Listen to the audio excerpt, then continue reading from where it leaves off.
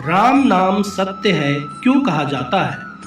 हमारे हिंदू धर्म में राम नाम सत्य है का विशेष महत्व बताया गया है। कहते हैं इस नाम का 3 बार जप करने का फल 1000 बार किसी भगवान का नाम लेने के बराबर बताया गया है।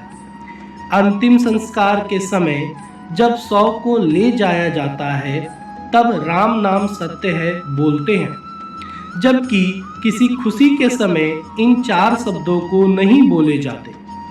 तब हर किसी के मन में यह सवाल उठता है कि किसी की मृत्यु के पश्चात ही क्यों इन शब्दों का उच्चारण होता है। तो आइए इसे समझते हैं। राम नाम बोलने से क्या होता है? जब अंतिम संस्कार के लिए ले जाते समय राम का नाम लिया जाता है, यह शब्द जिसकी मृत्यु हो गई है उसके शव के साथ चल रहे सभी रिश्तेदार और परिजनों को यह ज्ञात करवाना होता है कि जब किसी की मृत्यु होती है तब वह कुछ अपने साथ नहीं ले जाता। व्यक्ति अकेला आता है और अकेला ही जाता है। शरीर नश्वर है और आत्मा इस जीवन चक्र से मुक्त होकर संसार की मोह बंधन से मुक्त हो गई है। तो अब इस मृत शरीर का कोई अर्थ नहीं है और केवल एक राम का नाम ही है जो सत्य है। इस राम नाम के जपने से यह एहसास होता है कि वह व्यक्ति इस संसार से चला गया है।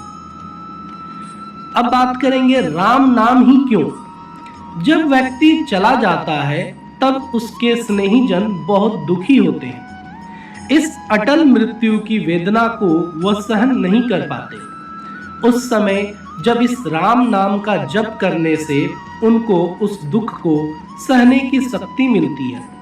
उनकी यह वेदना कम होकर उन्हें मानसिक शांति मिलती है। जब घर के किसी बुजुर्ग की मृत्यु होती है तब घर के सारे उनके रिश्तेदार पैसों के बंटवारे के पीछे लग जाते हैं और फिर संबंधों में कड़वाहट हो जाती है। वह यह नहीं समझ पाते कि यह सब लोभ और मोह की माया है।